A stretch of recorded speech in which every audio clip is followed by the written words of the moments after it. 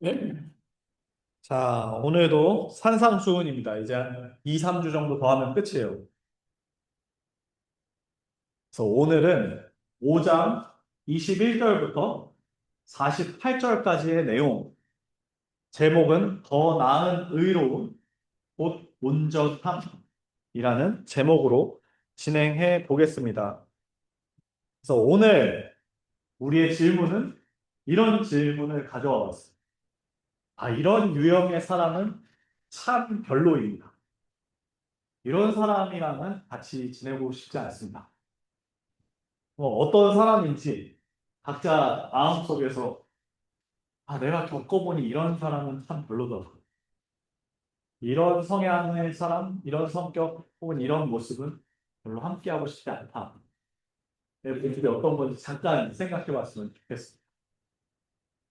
그리고 한 명 정도 난 이런 사람 진짜 별로예요라고 얘기를 해줬으면 좋겠어요. 자기가 생각했던 자발적으로 한 명만.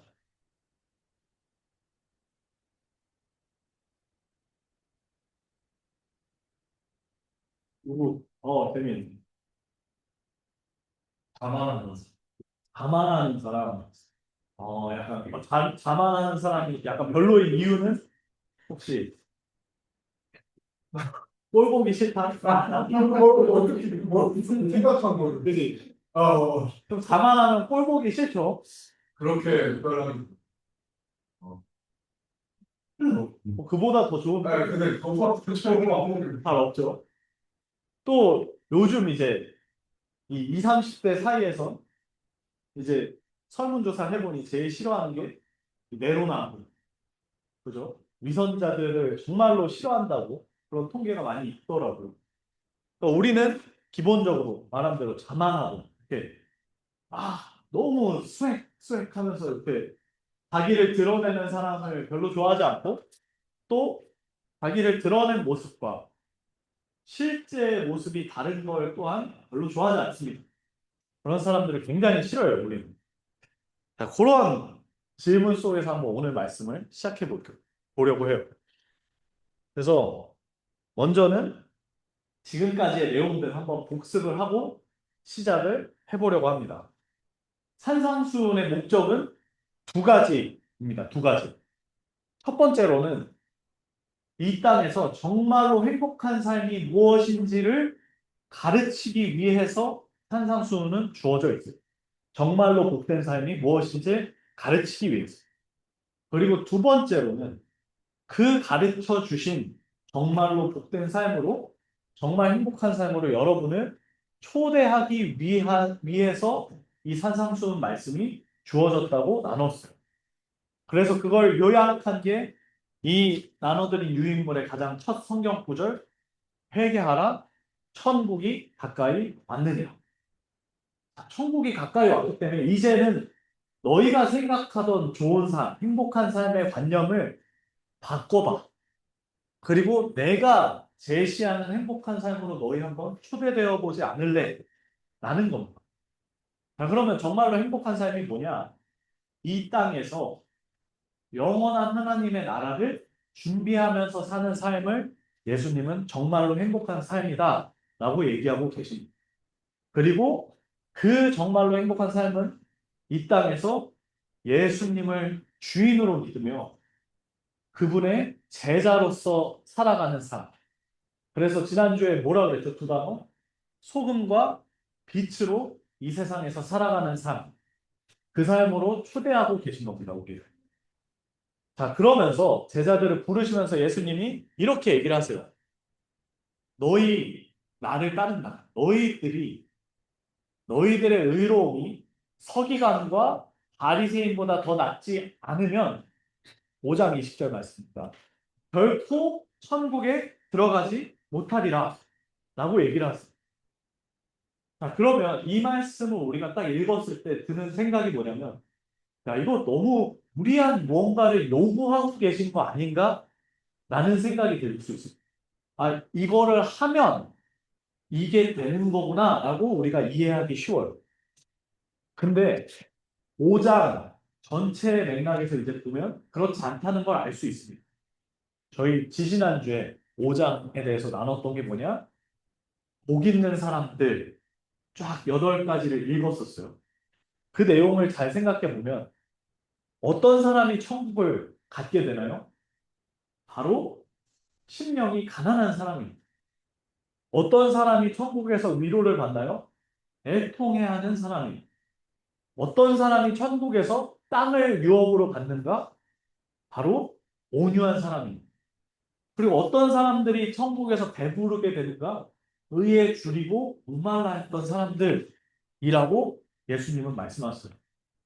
달리 말하면 이들은 내가 주인이 될 수 없구나. 내가 주인 되는 게 좋은 게 아니구나를 깨달은 사람들. 또한 이 세상에서 모두가 내가 주인 되어서 살아가는 그 세상 속에서 처참한 결과를 경험한 사람들. 그거로 인해 애통해보고 슬퍼해보고 온유해져보고 줄이고 목말라본 사람들. 그래서 이들은 어쩌면 나의 끝, 세상의 끝을 경험한 사람들. 그래서 이 말씀은 무리한 요구가 아니라 초대입니다. 어떤 초대냐? 마치 이런 거. 너희 지금까지 방식으로 살아왔지. 근데 너희 끝을 경험했지. 이제는 내가 제시하는 삶으로 한번 초대되어 보게. 너희 이 세상 속에서 원래 방식으로 똑같이 하면 아마 동일한 결론에 이를 거야.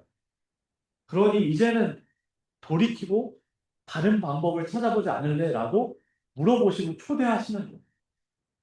근데 그 초대가 단순한 말로만 하는 초대가 아니라 예수님이 이렇게 말씀하신 거예요. 내가 먼저 그 길을 가고 내가 먼저 그 길을 가서 그 길이 정말로 행복한 삶인지를 보여줄 거야.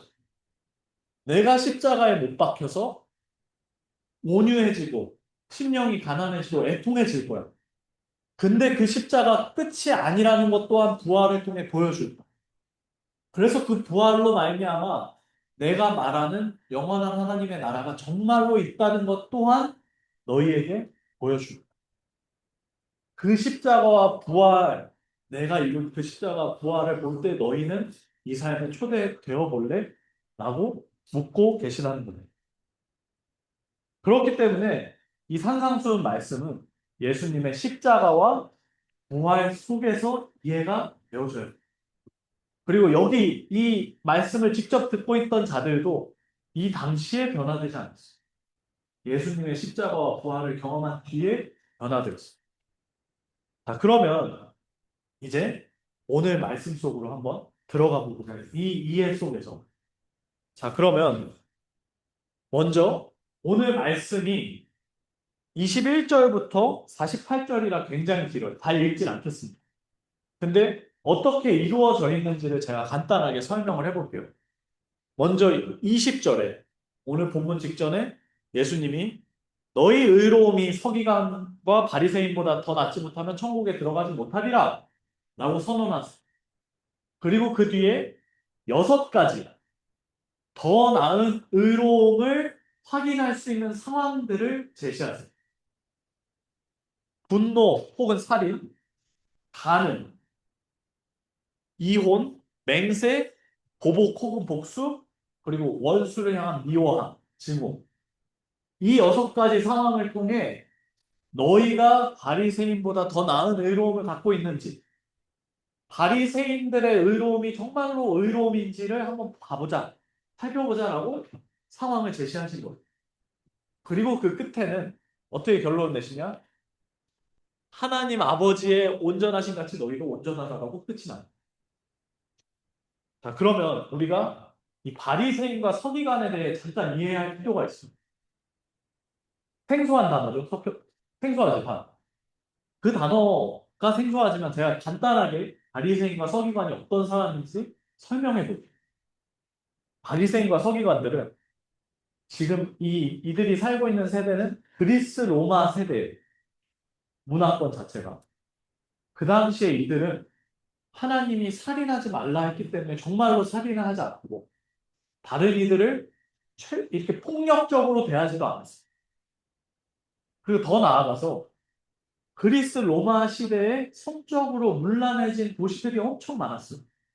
근데 그곳에 살면서도 이들은 하나님이 가늠하지 말라 하셨기 때문에 가늠하지 않고 살았어요.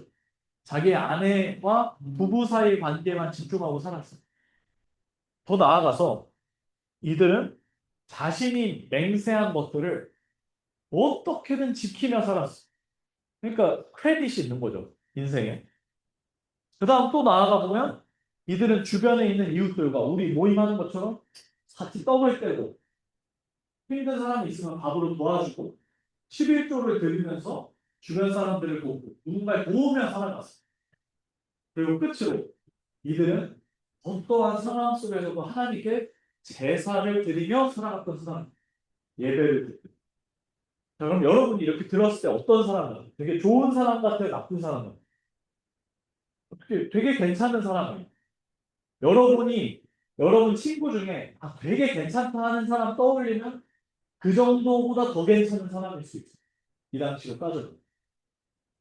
그래서 그들은 자기들 스스로도 얼마나 괜찮은 사람인지 알고 있었고 주변으로부터 충분한 인정도 받고 살아갔던 사람들. 야, 땡땡이 바리새인은 정말 최고야. 너무 좋은 사람이야. 땡땡이 서기관? 야, 그렇게 괜찮은 사람이 없어. 이런 인정을 받던 사람들. 근데 예수님이 이렇게 얘기를 하세요. 이들보다 더 나은 의로움을 가지지 않으면 천국에 못 들어간다. 달리 말하면 바리새인과 서기관은 못 들어. 저 정도 의로움으로는 못 들어와. 라고 얘기를 하신 겁니다. 자, 그러면 우리가 생각하는 상상할 수 있는 가장 괜찮은 사람보다 더 괜찮지 않으면 안 된대요. 그런 상상을 한번 해보는 거예요. 그리고서 이제 이 말씀이 주어집니다. 자, 그러면 바리새인과 서기관들은 도대체 뭐가 부족했던 걸까? 왜 그들에게 예수님은 야, 걔네들 정도의 의로움은 안 된다고 말씀하셨을까가 오늘 본문의 핵심이에요. 자, 그래서 이 6가지 상황이 다 똑같은 형식으로 되어 있습니다. 첫 번째, 너희가 뭐뭐 하라 하였다는 것을 들었으나 잘 알려진 계명이나 율법을 먼저 알려주세요. 예를 들어 너희가 이웃을 사랑하라 하는 것을 들었으나 라고 먼저 얘기하세요. 너희가 살인하지 말라 하는 것을 들었으나 근데 그 다음에 나는 너희에게 이르노니 하면서 그 계명 혹은 그 율법이 가진 참된 의미, 진짜 의도를 직접 설명해 주세요. 그 다음에 마지막으로 그러니 이런 의도, 이게 참된 의미니 너희 이렇게 살아라 라고까지 얘기를 하시는 겁니다. 자, 그러면 이제 이 말씀을 하시는 핵심 이유가 뭐냐? 이 메시지의 핵심이 뭐냐? 어떻게 드러난 행동이 다가 아니면 이 세례가 아니면 의로움의 기준, 우리의 내면의 문제라는 걸 예수님은 얘기하고 있어요. 우리의 마음의 동기, 마음의 생각, 그리고 마음의 자세, 태도의 문제라는 겁니다. 그걸 예수님은 이 말씀 가운데 계속해서 가르쳐주고 있어요. 그래서 우리가 2가지 예만 살펴볼게요. 6개 다 보기엔 너무 시간이 많이 걸리니까 가는 그리고 원수를 향한 미워함 이 2가지만 한번 살펴보겠습니다. 먼저 가늠하지 말라. 가늠하지 말라. 한번 제가 말씀 읽어볼게요. 21절부터 30절까지 말씀입니다. 또 가늠하지 말라 하였다는 것을 너희가 들었으나 나는 너희에게 이르노니 음욕을 품고 여자를 보는 자마다 마음에 이미 가늠하였느니라. 만일 내 오른손이 너로 죄를 짓게 하거든 빼어내버리라. 내 신체의 한 부분을 잃고 온몸이 지옥에 던져지지 않는 것이 유익하며 또한 만일 내 오른손이 너로 죄를 짓게 하거든 찍어내버리라. 내 신체의 한 부분을 잃고 온몸이 지옥에 던져지지 않는 것이 유익하니라. 어떤가요? 되게 타이트하죠? 자, 그러면 우리 다시 바리새인 한번 상상해 봅시다. 나는 아내를 사랑해. 나는 다른 이웃을 세상에서는 아무리 음란하게 매춘을 하고 성노예를 드리는 세상 속에 내가 살지라도 나는 가나. 근데 예수님이 만약에 너 마음으로 음욕을 품은 적이 없어? 너 진짜 마음으로 가능한 적이 없어? 라고 물어보면 어떤 바리새인이 그래 나는 마음으로도 한 적 없어. 라고 할 수 있어요. 그런 사람이 있을까요? 없을까요? 없죠. 예수님은 그 의로움의 기준에 충족할 사람이 없다는 것을 이 말씀 속에서 먼저 얘기하고 있어요. 왜냐? 마음의 문제를 해결할 길이 없기 때문입니다. 우리의 겉사람, 익스테리어는 어떻게든 꾸며낼 수 있지만 우리의 인테리어의 싸움은 싸울 능력과 방법조차 모른다는 것. 그리고 더 나아가서 이제 우리가 계속 얘기해온 행복한 삶에 대해서 한번 생각을 해도 바리새인 입장입니다. 제가 바리새인이에요. 사람들이 다 저를 애처가라고 불러 존경의 눈빛으로 저를 좀 바라봤어요. 나도 저런 남편, 저런 아빠가 되고 싶다. 막 존경해주고, 이런 막 눈빛을 저렇게 계속 보내요. 근데 제 마음속에서 지나가는 여자를 볼 때마다 음욕이 또 막 참고 있어. 형아가 무서운 분들처럼 막 주체가 안 되는 거예요. 그러면 사람들이 저를 존경해주면 존경해줄수록 애청하고 불러주면 불러줄수록 제 마음이 편할까요? 아니면 불편할까요? 나는 내 마음속을 알아. 내 마음속에서 지나가는 여자 볼 때마다 이미 침대 속에 막 가 있는 상상을 해요. 근데 사람들은 애청하고 어떻게 저렇게 아내만 사랑하냐? 가능하지 않냐? 이 세상에 되게 사냐? 라고 박수 쳐준 거야. 이게 행복한 삶일까? 이 익스테리어와 인테리어의 완벽한 괴리를 가진 이 인생이 행복할 수 있는가? 라는 걸 예수님 또한 질문하고 계십니다. 자, 그러면 우리로 한번 따져볼게요. 여러분들 주변에 축하할 일이 생겼다고 생각해 내 친구가. 내 친구 하나가 너무 잘 됐어요. 축하해주면 너무 좋아 웃으면서 너무 잘됐다. 또 하나가 잘 돼. 또 축하해줘. 또 하나가 잘 돼. 다 잘 되기 시작해. 모두가. 근데 나한테 다. 그럼 우리 마음속에 어떤 마음이 생기죠? 시기심과 질투와 왜 난 안 될까 하는 비참함이 막 늘어가요. 내가 축하를 할수록 좋은 행위인 축하를 하면 할수록 내 마음속에서 시기심이 늘어가요. 우리 마음이 그렇습니다. 우리는 그 축하하는 익스테리어 속에 감춰진 시기심을 감추면서 살아가요. 그래서 이 모습, 이 불일치가 어쩌면 가장 큰 불행이자 가장 큰 의롭지 못한 모습이라는 걸 예수님은 얘기하고 계신 겁니다. 자, 그러면 너희 불일치하니까 손 잘라라. 눈 빼버려라. 이게 문자적으로 진짜 빼라는 게 아니라 그만큼 마음의 문제를 두고 싸우라는 거야. 야, 너가 차라리 못 봐서 음욕이 안 생기면 못 보는 게 나을 정도로 일치된 게 좋다는 거야. 그러니까 아름다운 여인이 지나가요. 차라리 눈이 없어서 그걸 못 봐서 내 마음과 내 겉으로 드러난 행동이 일치된 게 차라리 더 행복하고 더 의롭다는 거야. 그리고 더 나아가서 천국이라는 건 그만큼 가치 있다는 거예요. 여러분의 몸 하나를 잃어도 들어가야 되는 거예요.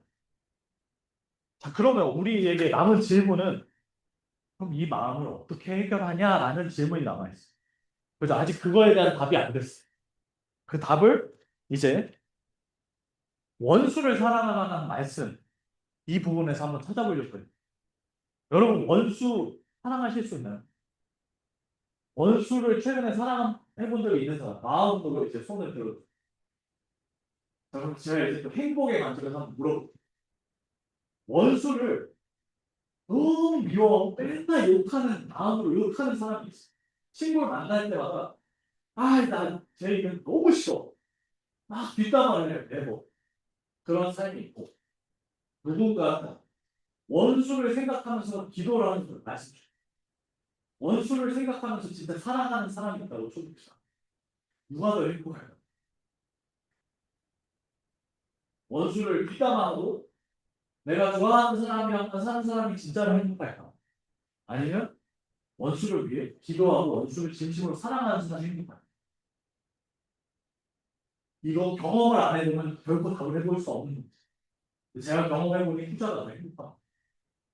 자, 그러면 우리는 이 말씀에 안 와닿는 이유를 생각해봐요. 우리 인간관계 강타 두 글자로죠? 되게 유행한 그 주식에 쓰는 용어가 우리 인간관계에 들어와 버렸죠. 뭐죠? 크게 크게 얘기해 주세요. 손절. 자, 여러분 올해 얼마나 많은 사람 손절했을까요? 지금까지 손절한 사람이 얼마나 많을까요? 아마 여러분 못 느끼게 손절한 사람이 엄청나게 많아요. 왜냐, 우리는 이제 나한테 이익이 되는 사람만 애초에 손해가 나기도 전에 있던, 그래서 손절이라는 개념도 이제 더 지나간 거. 우리는 익절, 심지어 익절까지도 이제 생각하는 시대가 된 거. 손절을 넘어서 이익이 돼서 절해 관계. 그만큼 우리는 이 관계를 환원시켜 버렸어. 이익으로. 그래서 여러분 이 말씀을 살아낼 기회조차 안 살아요. 여러분 손절이나 강함. 그러면 어떻게 이웃을 사랑할 수 있어? 사랑할 수 있어. 원수를 못 사랑하고 원수 생각해요. 원수 막 껴안고 있다고 생각. 내가 너무 싫어하는 사람 사랑하고 있어. 토가 나고 어떻게 할 수 있어? 우리는 그 답을 이 모든 본문의 마지막 구절에서 찾아야 됩니다. 자, 밑에 있는 걸 한번 같이 읽어. 시작. 하나님이 온전하신 것 같이 너희도 온전하라. 제가 한 번 더 읽을게요. 하나님이 온전하신 것 같이 너희도 온전하라. 바로 하나님의 온전하심을 통해 너희가 이 말씀들을 이룰 수 있다. 더 나은 의를 갖게 될 수 있다는 것. 제가 조금 더 설명해 드릴게요. 이 본문, 이 말씀이 이렇게 안 적혀 있어요.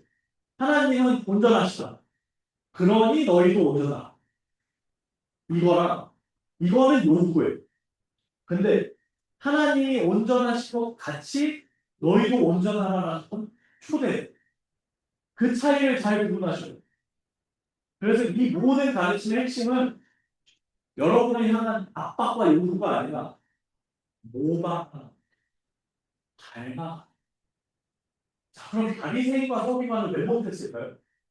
닮아갈 롤 모델이 없었어요. 정말로 전인격적으로 익스테리어와 인테리어가 일치된 삶을 살았던 사람이 없었어요. 왜냐? 다 같은 죄인이 인간이에요. 그래서 그들은 이 말씀의 온전한 의미를 이룰 기준이 없었던 거예요. 근데 우리는, 그리고 이 산상수훈을 듣는 사람들에게 이제 그 롤 모델이 주어집니다. 어떻게?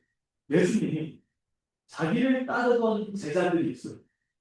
근데 그들이 심지어 그 중 하나가 어떻게 하죠? 예수님을? 어떻게? 혹시 알고? 파nom이지. 이만한 배신이니까요. 그런데도 예수님은 죽는 순간까지 그들을 위해 기도하고 죽었어요. 원수를 사랑하는 마음과 겉에 들어간 행동으로 온전히 사랑한 본을 보이고 떠났어요. 그리고 더 나아가서 그 십자가에 죽으시고 다시 부활하셔서 자기가 십자가에 못 박힐 때 떠났던 모든 제자들에게 직접 찾아가서 나타났어요. 이 제자들은 거기에 넘어간 그 모습에 자기 떠났어요. 예수님. 죽는 그 제일 처참한 순간에 떠났어요. 원수가 됐어요. 근데 예수님은 그 가장 처참한 관계로 부활하시고 다시 찾아오셔서 우리를 부르시고 손을 내리시고 그들과 함께 하시더라고요. 그래서 우리에게 이 롤 모델이 있기 때문에 가능하다. 이 예수님의 온전하심이 우리에게 드러났기 때문에, 뭘로? 십자가와 부활로 드러났기 때문에 우리는 이제 그분을 내 삶의 주인으로 믿어 이 길을 따라갈 수 있다. 이 더 나은 의로움을 추구할 수 있다는 거예요. 완벽하라는 얘기가 아닙니다. 완벽하지 않아도 온전하신 그분을 따라가라는 거예요. 그래서 그분의 온전하심, 그분의 의로우심 때문에 온전함과 의로움을 얻으라는 거예요. 자, 이제 오늘 내용을 정리해 보겠습니다. 오늘 본문 말씀 이제 들은 것처럼 전혀 다른 차원의 얘기. 우리가 알던 것과. 첫 번째로 뭐가 다르냐? 뭐뭐 하면 뭐뭐 한다는 요구가 아니라는 거예요. 예수님은 초대하시는 거예요. 두 번째로 겉에 드러난 행동이 전부가 아니라 내면의 문제라는 거예요. 겉과 속이 다른 사람은 불행하고 의롭지 않다는 거예요. 자, 겉으로는 애처가지만 속으로는 음욕을 품는 사람. 겉으로는 주변 사람들을 항상 응원하고 격려하지만 속으로는 시기심에 불타는 사람. 겉으로는 하나님을 섬긴다고 하지만 속으로는 다른 사람들을 향해 판단하고 정죄하는 사람. 겉으로는 이웃을 사랑하라고 열심히 얘기하고 사랑하는 척하지만 속으로는 손절하며 원하는 이웃만 만드는 사람. 방금 말했던 이 모든 모습이 바로 여러분 앞에 서 있는 저예요. 제가 이걸 해결할 길이 없다는 거에 되게 절망했습니다. 내 마음의 문제를 해결할 길이 그 어디도 없다는 거에 굉장히 정말 절망했고 그 제 모습을 보는데 너무 추악하더라고요. 그래서 내 힘으로 이걸 해결하려고 노력할수록 더 큰 괴리가 생기고 불행이 찾아와요. 근데 그때 저를 변화시킨 게 바로 예수님의 은혜, 저의 예수님의 요구가 아니라 예수님께서 먼저 보여주신 은혜와 사랑이 저를 변화시켰어요. 그래서 이제는 정말로 마음과 행동이 참 많이 일치된 사람이었어요. 정말 아내를 사랑하고 겉으로도 마음으로 사랑하고 정말로 누군가 잘 됐을 때 진심으로 축하해주고 그리고 정말로 여러분들을 마음으로 격려하고 위하고 싶고 비단 겉으로 드러나는 행동 때문에 그래서 이 성경 말씀 속에 예수님의 온전함을 경험하니까 다 변하고 그 예수님의 은혜를 경험하니까 제 삶이 변했습니다. 그래서 여러분도 제가 계속 강조하는 건 단 하나예요. 예수님의 십자가와 부활 속에 있는 진짜 참된 인생을 여러분이 발견할 때 변해요. 그때 여러분이 혐오하는 그 혐오스러운 삶을 여러분이 살고 있지 않게 돼요. 근데 그 예수님 없이는 여러분은 반드시 여러분이 혐오하는 그 삶을 여러분이 추하다고 생각하는 그 삶을 열심히 자기 스스로 살고 있습니다. 그리고 괴로워요. 근데 예수님이 분명하게 보여주셨어요. 그 끝에 내가 있다. 너의 끝엔 내가 시작된다. 그 은혜로 경험하고 나에게로 와요.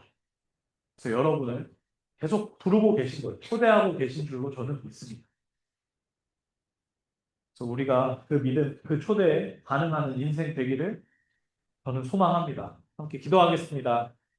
살아계신 하나님 아버지, 이 예수님의 요구가 아닌 초대에 반응하는 마음을 저희에게 허락해 주세요. 우리의 마음이 사실 얼마나 추악하고 얼마나 별 볼 일 없는지를 또한 깨닫게 해주세요. 겉으로는 웃고, 겉으로는 위하고, 겉으로는 격려하고, 겉으로는 축하해주지만, 또 겉으로는 사랑을 하지만, 우리의 마음속엔 항상 그 반대 모습들이 있는 것을 발견합니다. 주님, 이 불일치가 얼마나 괴롭고 불행한 건지 깨닫게 해주시고, 그 깨달음의 끝에 예수님의 은혜를 발견하게 해주세요. 그래서 이제는 불일치된 삶이 아니라 정말로 더 나은 의로움으로 일치된 삶을 사는 청년들 한 사람을 여기서 세워주시기를 바랍니다. 주님께서는 하실 줄로 믿습니다. 감사합니다. 예수 그리스도의 이름으로 기도드렸습니다. 아멘. 좀 길었죠, 오늘. 내용이 제가 생각하기에 좀 중요한 것 같아서 조금 길게 했습니다.